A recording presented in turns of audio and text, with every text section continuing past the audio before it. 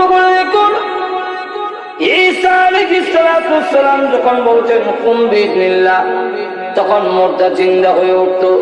এই মুজিজা আল্লাহ আমাদের নবীকেও দান করেছিলেন, না দেন নাই? এক কাফিরকে যখন কালিমার দাওয়াত দিল, সে তখন ডাক দিয়ে কয়, আমার মেয়েটা কবরে ঘুমায় আছে, সে যদি জিন্দা হয় তাহলে আমি আপনার কালিমা পড়ব।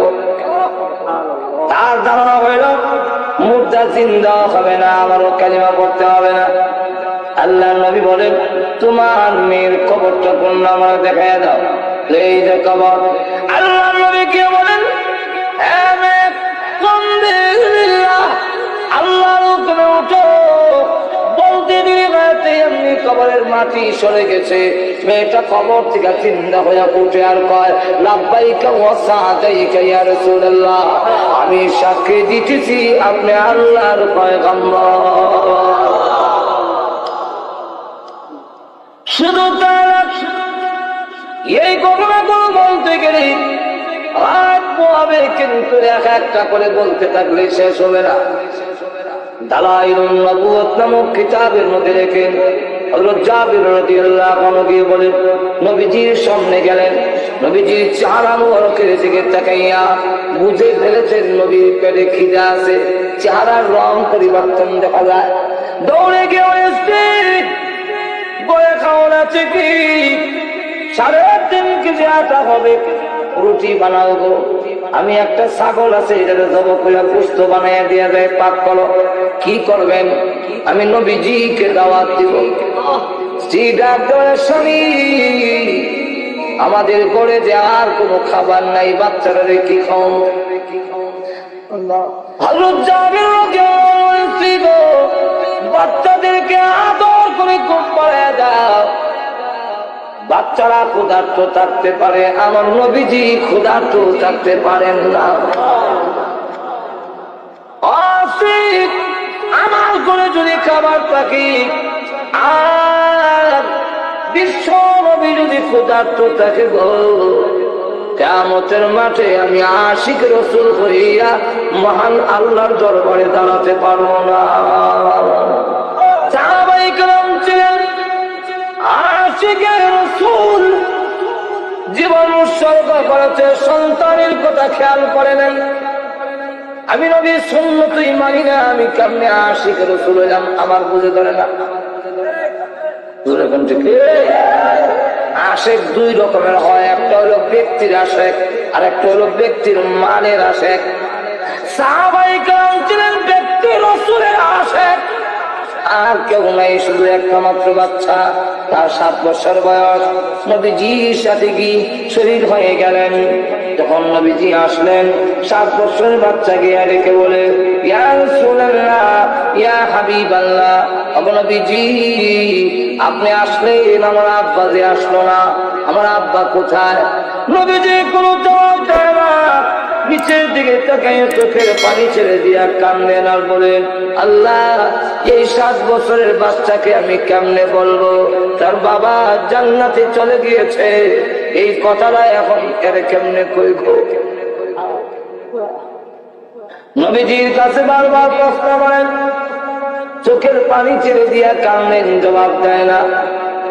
এবার এই বাচ্চা দৌড়তে গিয়া নবীজির কদম মোবারক জড়ায় ধরে বলেন, কথা বলেন না কেন? শুধু চোখের পানি ছেড়ে দিয়া কান্দেন, কিন্তু কথা বলেন না কেন? আল্লাহর নবী তখন রাজ্য বলে, বশির ইবনে উকবা, তোর আব্বা যুদ্ধের ময়দানে শহীদ হইয়া আল্লাহ তোর জান্নাতের ভিতরে চলে গেছে। এমনি বাচ্চা কান্নার পরে, ইয়া রাসূলুল্লাহ, সূর্য লাল হয়ে গেছে, আমার যার কেউ নাই, আমার মা নাই, আমার ভাই বোন কেউ নাই, আমি কোথায় যাব? সন্ধ্যা হয়ে গেলে রাত্রে আমি আমার আব্বার গলায় ধরে ধরে আমি ঘুমাইতাম, এখন কার গলায় ধরে ঘুমাবো? আমার আব্বা আপনার সাথে যে চলে গেলেন, একবার চিন্তা করলেন না আমার ছেলের কি হবে, কোথায় যাবে? একবার তো আমার আব্বা এই কথা চিন্তা করলেন না, যাওয়ার আগে কোনো কথা বললেন না। আল্লাহর নবী ডাক দিয়েছেন, ছেলের কি হবে না হবে সেই দিকে আর খেয়াল নাই। শহীদ হয়ে গেছেন। নবী গো কোথায় যাব, কার কাছে যাব? সন্ধ্যা হয়ে গেলে আমি কার গলায় ধরে ক্ষমাবো? এমনি আল্লাহ নবীর টান দিয়ে তাকে বুকে সঙ্গে ধরে ধরে বলেন, বশির ইবনে উকবা, কান্দিস না, তোর কান্নায় আমার বুকে দারুণ ব্যথা হয়। যদিও তোর আব্বা জান্নাতে চলে গিয়েছে, আমি আর এনে দিতে পারবো না, কিন্তু এখন থেকে আমি ঘোষণা দিলাম, যতদিন পর্যন্ত আমি জীবিত থাকবো, বাকি জিন্দেগির জন্য আমি রাসূল তোর আব্বা হয়ে গেলাম। লক্ষ্য করে দেখুন, আল্লাহর নবী রাহমাতুল আলামিন তিনি নিষ্পাপ, সমস্ত পয়গম্বররা নিষ্পাপ, তাদের কোনো গুনাহ নাই, মাসুম। যেরকম কি মায়াসা বলেন, আমার ধারণা ছিল আল্লাহর হাবিব রাহমাতুল আলামিনের কোনো কষ্ট হবে না, কিন্তু ওই মন কষ্ট আল্লাহর হাবিবকে আমার দেখে ধারণা পাল্টে গেল, ধারণা পরিবর্তন হয়ে গেল। হুজুর অসুস্থ হয়ে পড়লেন, মাথা ব্যথা, বুকে ব্যথা। এই জন্য কোন মানুষ যদি মাথা ব্যথা, বুক ব্যথায় মারা যায়, শাহাদাতের সওয়াব তার আমলনামায় দেওয়া হবে। হুজুরের মাথা ব্যথা, বুকে ব্যথা, হুজুর উঠতে পারেন না। কয়েকদিন দুইজন সাহাবীর কাঁধে ভর দিয়ে দিয়ে নামাজে গিয়েছেন, কিন্তু শেষবারের মতো যখন আর তিনি নামাজ পড়তে পারবেন না, বিছানায় শুয়ে পড়লেন। মা আয়েশা বলেন, চাদর দিয়ে আমি আবৃত করে রেখে দিয়েছি। এমন সময় হঠাৎ করে তাকায় দেখি আল্লাহ হাবিব রাহমাতুল আলামিন চাদরের ভিতরে, কম্বলের ভিতরে একটা হাত একবার গোটায়, হাতটা আবার লম্বা করে, পাটা গোটায়, পা আবার লম্বা করে। এই খেচুনি দেখে আমি রাসূলের চেহারা মুবারক থেকে চাদর সরালাম। আল্লাহু আকবার, আমার ধারণা পরিবর্তন হয়ে গেল। আমি তাকায়া দেখি আল্লাহর হাবিব রাহমাতুল আলামিনের মাথা মুবারক থেকে নিয়ে পা পর্যন্ত গোটা দেহের এমন কোনো পশম নাই যেখান দিয়ে গাম বের হয় নাই।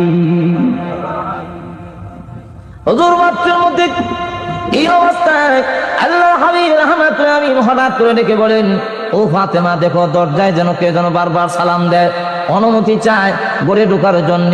মিশকাত শরীফ এবং মুসলিম শরীফে হাদিসে উল্লেখ করা হয়েছে, হযরত ফাতেমা রাদিয়াল্লাহু আনহা দরজার দিকে তাকায়া বলেন, আব্বা, মক্কা মদিনা কত মানুষ দেখলাম, আমার জিন্দেগিতে এমন আকারের মানুষ দেখি নাই। আব্বা, দুনিয়ার কোন মানুষের সঙ্গে তার মিল নেই। বিশাল আকৃতির একটা লোক দরজায় দাঁড়িয়েছে, পারমিশন চাই গো আল্লাহর নবী। আল্লাহর নবী বলেন, ফাতেমা, তাকে তুমি চিনতে পারো নাই, মক্কা মদিনার কেউ না, এই পৃথিবীর কেউ না। হাযা মালাকুল মউত, হাযা হাযিমুল লাজ্জাত ইয়ানিল মউত। ও মা, তিনার নামই মালাকুল মউত, তিনি হলেন দুনিয়ার সাত পর্তনকারী আজরাইল।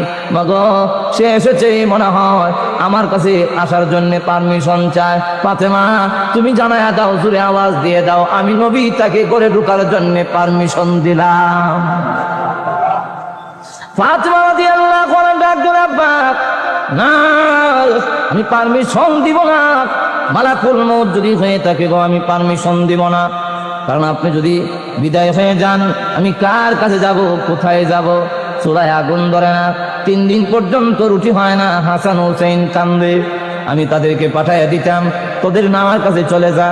হাসান হুসাইন কোনদিন গিয়ে দৌড়ে বলতো, মাগো, পেটে যা খিদা ছিল গো, নানার চেহারার দিকে তাকাইলে কেন যেন আল্লাহর রহমতে পেট ভরে যায়। কোনদিন গিয়ে বলতো, না না, পেটে খিদা লেগেছে, আজকে 3 দিন হয়েছে, মা শুধু খুরমা খেজুর দেয়, একটা রুটিও দেয় না। আপনি নানা ভাইয়া কি আমাদের 2 জনকে 2টা রুটি দিতে পারেন না? রাসূলের গাল বেয়ে বেয়ে পানি পড়ে, রুটি দিব কোত্থেকে, আমার চুলায় আগুন ধরে না। রাসূল একদিন ডাকতে বলেন, আচরি কেউ হাসান হুসাইনকে খাবার দিতে পারো? আমি রাসূল ওয়াদা দিলাম, আমার আদরের নাতিদেরকে খাবার দিলে আল্লাহর তৈরি জান্নাত ওয়াজিব হয়ে যাবে। হযরত তালহা রাদিয়াল্লাহু আনহু দৌড়ে গেলেন বাড়িতে, স্ত্রী গো, খাবার আছে নাকি? হ্যাঁ, আছে কিছু খাবার, বাচ্চাদেরকে খাওয়াতে হবে, এছাড়া আর বেশি নাই। উনি বললেন, বাচ্চাদেরকে আদর করে ঘুম পাড়ায় দাও, আর গোশত রুটিগুলো আমাকে দিয়ে দাও। কি করবেন রুটি? স্ত্রী গো, জানোস না জান্নাত খরিদ করার সুযোগ আজকে চলে যায়। এই সুযোগ আর পাবো না, তাড়াতাড়ি দে, রুটি দে, গোশত দে, আমি নবীজির দরবারে হাজির করবো। রাসূল ঘোষণা দিয়েছেন আজকে নাকি হাসান ও হুসাইনকে খাবার দিতে পারলে আল্লাহর তৈরি জান্নাত ওয়াজিব হয়ে যাবে। এমনি নিয়ে গোশতগুলো, রুটি, তার মধ্যে গোশত দিয়ে বলেন নেন হুজুর দিলাম রুটি। আসসালামু আলাইকুম রহমতুল্লাহ। প্রিয় ভাই ও বোনেরা, ভিডিওটি যদি ভালো লেগে থাকে তাহলে লাইক, কমেন্ট এবং সাবস্ক্রাইব করবেন।